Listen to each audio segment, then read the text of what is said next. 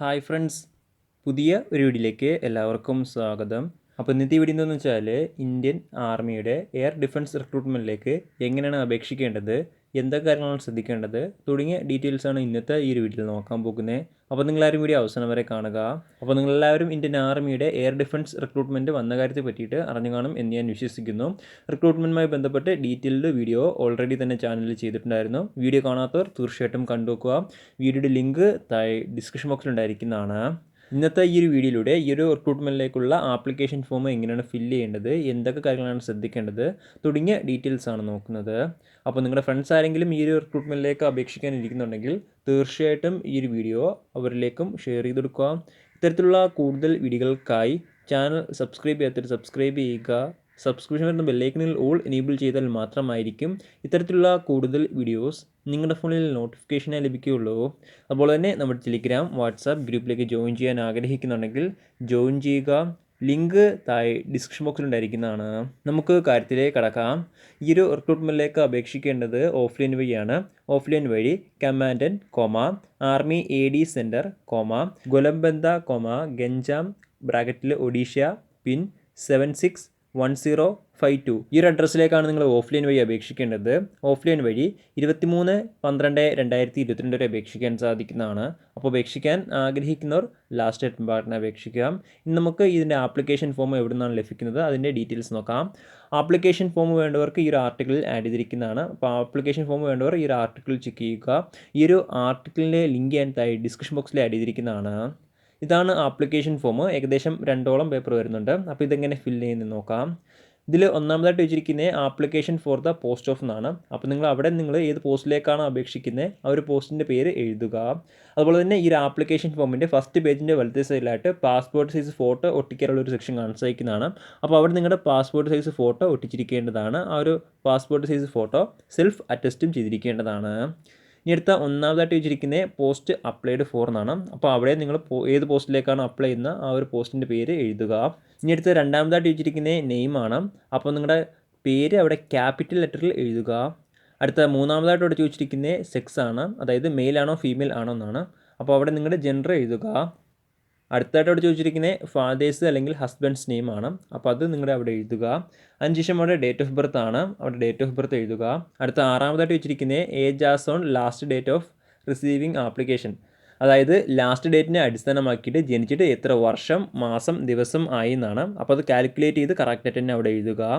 ഇനി അടുത്ത ഏഴാമതായിട്ട് വെച്ചിരിക്കുന്നത് പെർമനൻറ്റ് അഡ്രസ്സ് ആണ്. അപ്പോൾ നിങ്ങളുടെ പെർമനൻറ്റ് അഡ്രസ്സ് അവിടെ എഴുതുക. അടുത്ത എട്ടാമതായിട്ട് വെച്ചിരിക്കുന്നത് പ്രസൻറ്റ് അഡ്രസ്സാണ്. അപ്പോൾ നിങ്ങളുടെ പ്രസൻറ്റ് അഡ്രസ്സ് അവിടെ എഴുതുക. അതുപോലെ തന്നെ എഴുതുമ്പോൾ ശ്രദ്ധിക്കുക മൊബൈൽ നമ്പറും ഇമെയിൽ IDയും ഉൾപ്പെടുത്തിയിരിക്കേണ്ടതാണ്.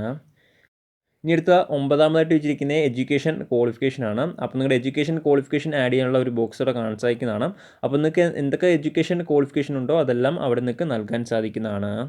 ഇനി അടുത്ത പത്താമതായിട്ട് വെച്ചിരിക്കുന്നത് എക്സ്പീരിയൻസ് ആണ്. അപ്പോൾ നിങ്ങൾക്ക് എന്തെങ്കിലും എക്സ്പീരിയൻസ് കാര്യങ്ങളുണ്ടെങ്കിൽ ആ ഒരു സെക്ഷനിൽ ഫില്ല് ചെയ്യുക. ഇനി അടുത്ത 11ആമതായിട്ട് വെച്ചിരിക്കുന്നത് നിങ്ങളുടെ കാറ്റഗറിയാണ്. അപ്പോൾ നിങ്ങളുടെ കാറ്റഗറി ഏതാണോ ആ ഒരു കാറ്റഗറി അവിടെ സെലക്ട് ചെയ്യുക. അടുത്ത 12ആമതായിട്ട് വെച്ചിരിക്കുന്നത് ഏതൊരു കാറ്റഗറിയിലേക്കാണ് നിങ്ങൾ അപ്ലൈ ചെയ്യുന്നതെന്നാണ്.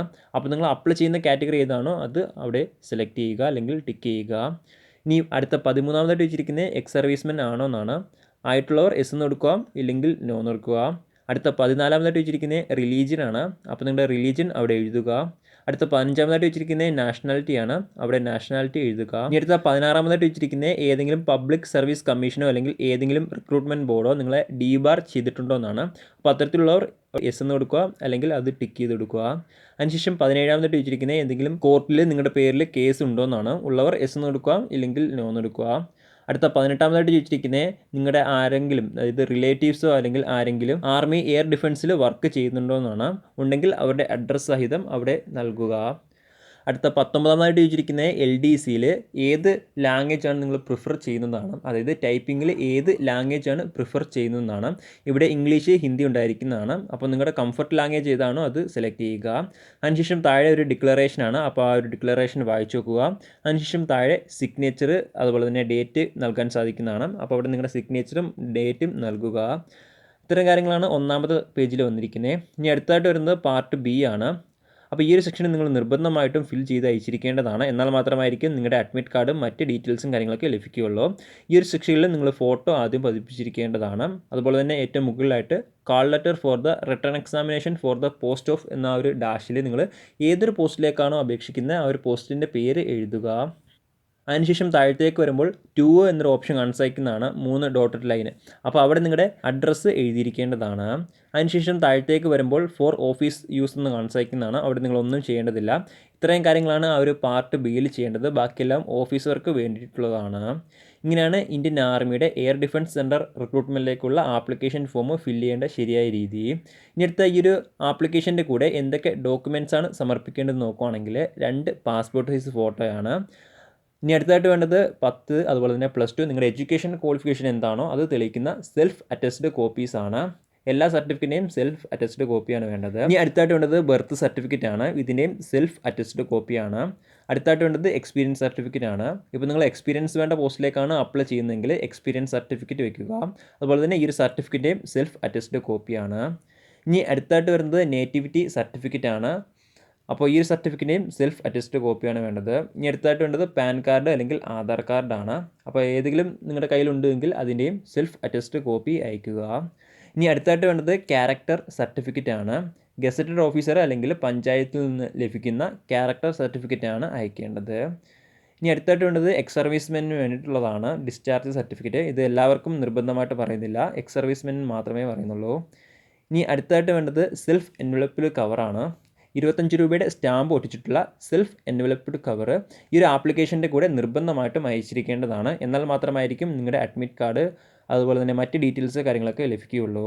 പ്രധാനമായിട്ടും ഇത്രയും ഡോക്യുമെൻറ്റ്സ് ആണ് ഈ ഒരു ആപ്ലിക്കേഷൻ്റെ കൂടെ നിങ്ങൾ അയച്ചിരിക്കേണ്ടത്. ഈ ഒരു ഡോക്യുമെൻറ്റ്സ് ഇല്ല എങ്കിൽ തീർച്ചയായിട്ടും നിങ്ങളുടെ ആപ്ലിക്കേഷൻ റിജക്റ്റ് ചെയ്യുന്നതാണ്. അപ്പോൾ അപേക്ഷിക്കുന്നവർ ഈ ഒരു ഡോക്യുമെൻറ്റ്സ് ആപ്ലിക്കേഷനിൽ ഉൾപ്പെടുത്തിയിരിക്കേണ്ടതാണ്. ഇങ്ങനെയാണ് ഇന്ത്യൻ ആർമിയുടെ എയർ ഡിഫൻസ് റിക്രൂട്ട്മെൻറ്റിലേക്ക് അപേക്ഷിക്കേണ്ട ശരിയായ രീതി. അപ്പോൾ നമുക്ക് മറ്റൊരു വീഡിയോയിൽ കാണാം. അതുവരെ ബൈ.